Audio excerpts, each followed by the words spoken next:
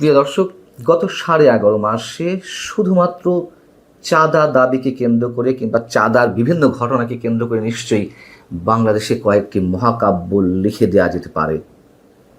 তার কারণ এগুলোর সাথে নানান ধরনের কাহিনী, নানান ধরনের ঘটনা, মানুষের কষ্টের ইতিহাস, নির্যাতনের ইতিহাস, অনেক কিছু জড়িয়ে রয়েছে। অন্যান্য অপকর্মের কথা তো বাদই দিলাম, হত্যা, খুন, রাহাজানি, দুর্নীতি সব বাদ দিলাম, এবং কারা এর সঙ্গে জড়িত সেটি আমরা সবাই জানি। আওয়ামী লীগ, যুবলীগ, ছাত্রলীগের সন্তানেরা তো এখন চাঁদাবাজি করছে না, থাকতে পারে তাদের সময়কার যে চাঁদাবাজির অভিযোগগুলো, কিন্তু এখন কি ঘটছে? প্রতিনিয়ত নানান ধরনের রোমহর্ষক কাহিনী আমাদের সামনে বের হচ্ছে এবং অবাক হওয়ার মতন, বিস্মিত হওয়ার মতন। নতুন যে ভিডিওটি ভাইরাল হলো, আপনারা অনেকেই দেখেছেন। রাতের অন্ধকারে গাড়িতে বসে লাখ লাখ টাকা লেনদেন হচ্ছে, এনসিপির ফান্ডে অর্থ যাচ্ছে। সেটি চাঁদা, সেটি গোপন কোনো চুক্তির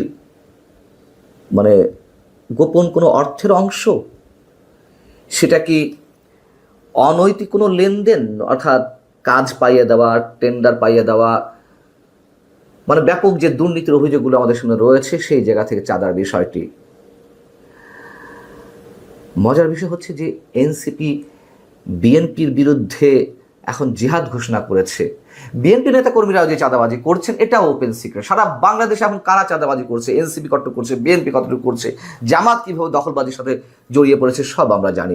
যাই হোক, নতুন যে ভিডিওটি ভাইরাল হয়েছে, আমরা দেখছি রাতের অন্ধকারে গাড়িতে বসে একজন ভদ্র মহিলা এক কাপা কাপা কণ্ঠে বলছে ভাইয়ের সাথে কথা হয়েছে, 10 লক্ষ টাকা দেওয়ার কথা ছিল, 7 লাখ এখানে আছে। এবং যে ব্যক্তি এনসিপির যে নেতা এনামুর রশিদ, তিনি বলছেন আচ্ছা ভাইয়ের সাথে কথা হয়েছে, ঠিক আছে। এটা কি কোনো স্বাভাবিক লেনদেন? এটি পার্টির ফান্ডের ডোনেশন দেওয়ার অর্থ মিন করে? মোহাম্মদ এনামুর রশিদ আরও যে কথাগুলো বলেছেন আত্মপক্ষ সমর্থনের জন্য এনসিপির নেতা, সেখান থেকে আরও অনেক ধরনের প্রশ্ন আমাদের সামনে আসে। তিনি তার ফেসবুক পেজে যে বিষয়গুলো উল্লেখ করেছেন তাতে তো প্রমাণিত হয়েছে যে টাকা দেওয়ার বিষয়টি মিথ্যা নয়, এটা সত্য। সে যে প্রক্রিয়াতেই হোক, যে কারণেই হোক, এবং তার কথার মধ্যে দিয়েই বেরিয়ে এসেছে যে 48 লাখ টাকার কথাবার্তা হয়েছিল বা দিয়েছে ওই মহিলা পার্টি ফান্ডে টাকা, অথবা কাজের বিনিময়ে, কাজ পাইয়ে দিয়ে বিনিময়ে 48 লাখ টাকার লেনদেনের কথাবার্তা ছিল। নানান ধরনের প্রশ্ন উঠতে পারে। মোহাম্মদ ইনামুর রশিদ কি বলছেন একটু ছোট করে শোনায়, দীর্ঘ স্ট্যাটাস থেকে চুম্বক অংশগুলো আপনাদের একটু শোনাচ্ছি। তিনি বলছেন যে ভিডিওতে যে মহিলার কণ্ঠস্বর শোনা যাচ্ছে, তিনি গত মে মাসের দিকে আমাদের জাতীয় নাগরিক পার্টির অস্থায়ী কার্যালয়ে এসে পার্টির আহ্বায়ক ও 2 অঞ্চলের মুখ্য সংগঠকদের সাথে দেখা করেন। অর্থাৎ এই টাকা লেনদেনের বিষয়টির সঙ্গে তিনি সম্পূর্ণ এককভাবে তিনি নন জড়িত। পার্টির আহ্বায়ক নাহিদ ইসলাম এবং 2 সংগঠক, 2 অঞ্চলের, সেখানে তিনি স্বেচ্ছায় পার্টি ফান্ডে ডোনেশন দিতে ইচ্ছা পোষণ করেন। ভালো কথা, অনেকেই দিতে চান, কিন্তু ডোনেশনগুলোকে এভাবে দেওয়া হয় যে প্রক্রিয়ার কথা তিনি বলছেন মোহাম্মদ ইনামুর রশিদ। তিনি বলছেন ঘটনাটি যে দিনের সন্ধ্যায় সেই মহিলাটি পার্টি ফান্ডে 10 লাখ টাকা দেবে বলে পার্টির পক্ষ থেকে একজনকে পাঠাতে বলে, পার্টির পক্ষ থেকে সেই ফান্ড কালেক্ট করার জন্য তাকে পাঠানো হয় এবং তিনি সেটি সংগ্রহ করে দলের কোষাগারে জমা দেন বা কোষাধ্যক্ষের কাছে। এনামুর রশিদ বলছেন যে একটি রাজনৈতিক দলের সাংগঠনিক কার্যক্রম চালাতে যে কেউ আর্থিক অনুদান দিতে পারে, যা খুবই স্বাভাবিক একটি বিষয়। আমরাও মনে করি স্বাভাবিক একটি বিষয়, অস্বাভাবিক কিছু নয়। কিন্তু যে প্রক্রিয়ায় নেওয়া হচ্ছে, যেই কথোপকথন হচ্ছে, সেগুলোই তুমুল সন্দেহের অবকাশ রাখে। এবং নাহিদ ইসলামরা তো বলেছে যে সব কিছু তারা প্রকাশ করতে চান না, কারা টাকা দিচ্ছে, কীভাবে দিচ্ছে। আচ্ছা, যতটুকু জানতে পেরেছি ইনামুর রশিদের কথা, যে পরবর্তীতে সেই মহিলা আমাদের পার্টির টপ লিডারদের কাছে কিছু অনৈতিক দাবি করেছিলেন, অনৈতিক সুবিধা চেয়েছিলেন। পার্টির টপ লিডাররা মহিলাটিকে ব্যক্তিগত সুবিধা দিতে রাজি না হলে টপ লিডারদের সাথে তার দূরত্ব তৈরি হয় এবং যার পরিপ্রেক্ষিতে এবং আমাদের পার্টির পক্ষ থেকে তাকে কখনোই আগে অ্যাপ্রোচ করা হয়নি, তিনি নিজে থেকেই ডোনেশনের জন্য পার্টিকে অ্যাপ্রোচ করেন। তাহলে এই ভদ্র মহিলা কে? কি পরিমাণ অর্থের মালিক? লাখ লাখ টাকা দিচ্ছেন, একবারে 7 লাখ টাকা দিচ্ছেন, 48 লাখ টাকার প্রসঙ্গ আসছে। প্রথম প্রশ্ন হচ্ছে, যেহেতু এনসিপির শীর্ষ নেতৃত্বের নাম চলে আসছে, তারা সেই মহিলার নাম প্রকাশ করবে? দ্বিতীয় কথা হচ্ছে, যদি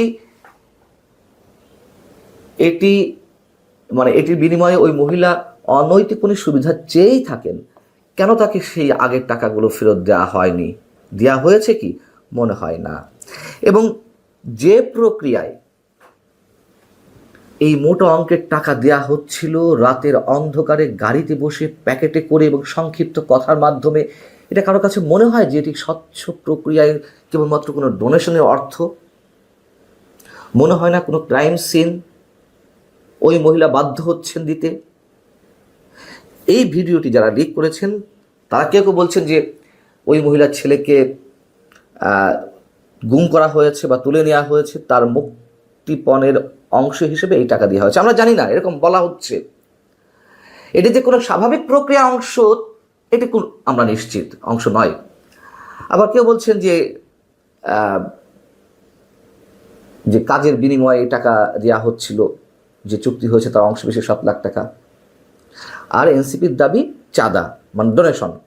আচ্ছা, ডোনেশন যে স্বাভাবিক প্রক্রিয়া, এটি হতে পারে না, তা তো বললামই। বিষয়টি হচ্ছে যে কেউ যদি ডোনেশন দিতে চায়, সেটা স্বচ্ছ প্রক্রিয়ায় হবে। মিনিমাম একটা রসিদ দিতে হয়, সেটাও নিশ্চয়ই দেওয়া হয়নি। রসিদ ছাড়া রাস্তার মাঝখানে দাঁড়িয়ে লাখ লাখ টাকা দেওয়া হবে, নিশ্চয়ই এটি স্বাভাবিক কোনো বিষয় নয়। এবং এই পরিমাণ টাকা দিতে গেলে নিশ্চয়ই এনসিপির নামে বা বৈষম্য বিরোধী ছাত্র আন্দোলনের নামে অনেক আগে থেকে অ্যাকাউন্ট রয়েছে, এগুলো তো চেকের মাধ্যমে দেওয়া উচিত, ব্যাংকের মাধ্যমে দেওয়ার কথা, সেটি কেন করা হয়নি? এবং মিনিমাম একটা রসিদ দেওয়া তো উচিত, তাও দেওয়া হয়নি নিশ্চয়ই। তার মানে টাকা দিয়েছে, এখন সেটি ঢাকতে গিয়ে নানান ধরনের বিতর্ক, প্রশ্ন উকি দিচ্ছে। প্রথমে যে প্রশ্ন করছিলাম, সেই টাকা তাহলে ফেরত দেওয়া হয়েছে কিনা, যদি ওই মহিলা অনৈতিক সুবিধার বিনিময়ে দিয়ে থাকে, মানে টাকাটা দিয়ে থাকেন, অথবা সেই মহিলার নাম প্রকাশ করা হবে কিনা। এনসিপির চাঁদাবাজি এখন নতুন কিছু নয়, ওপেন সিক্রেট। সারা বাংলাদেশে এনসিপির নেতাকর্মীরা যেভাবে চাঁদাবাজি করছে, মানুষ অতিষ্ঠ হয়ে গেছে। অবশ্যই বিএনপি নেতাকর্মীরাও করছে, যেহেতু এনসিপি নিয়ে আজকে আলোচনাটি, তাই এনসিপি প্রসঙ্গ বারবার আনতে হচ্ছে। এই যে সালাউদ্দিন তুহিন, কি একজন নাম ছিল, গাজী তানভীর, সচিবালয়ে যে তদবির বাণিজ্য করতেন, শত শত কোটি টাকার অভিযোগ এসেছে, মানে দুর্নীতি, তার বিরুদ্ধে তাকে সাময়িক বরখাস্ত করা হয়েছে। আর কোনো ব্যবস্থা নেওয়া হয়েছে? পুলিশ কোনো ব্যবস্থা নিয়েছে? আর পুলিশ কী বা ব্যবস্থা নেবে? পুলিশের ঘাড়ে কয়টা মাথা যে সরকারের অনুমতি ছাড়া, এনসিপির অনুমতি ছাড়া তারা কোনো অ্যাকশনে যাবে? গত কয়েকদিন আগে দেশ টিভিতে একটি নিউজ প্রচার করা হলো যে মিরপুরে টর্চার করা হয়, সেখানে একটা টর্চার সেলের মতো জায়গা খুঁজে পাওয়া গেছে, দেশ টিভির দাবি। এরকম অসংখ্য অভিযোগ রয়েছে। অভিযোগ কি সত্য তত প্রমাণিত হচ্ছে, ব্যবস্থা কি নেওয়া হচ্ছে? আর এই অভিযোগ তুলে, চাঁদার অভিযোগ তুলে বিএনপির বিরুদ্ধে জিহাদ ঘোষণা, এটা অন্তত মানায় না। কোনো চোর অন্য কোনো চোরের বিরুদ্ধে কি বড় গলায় কথা বলতে পারে? আমি শুধু এক্সাম্পল দিচ্ছি, কে ভালো কে মন্দ, এনসিপি ভালো না মন্দ, বিএনপি ভালো না মন্দ, এটা এখন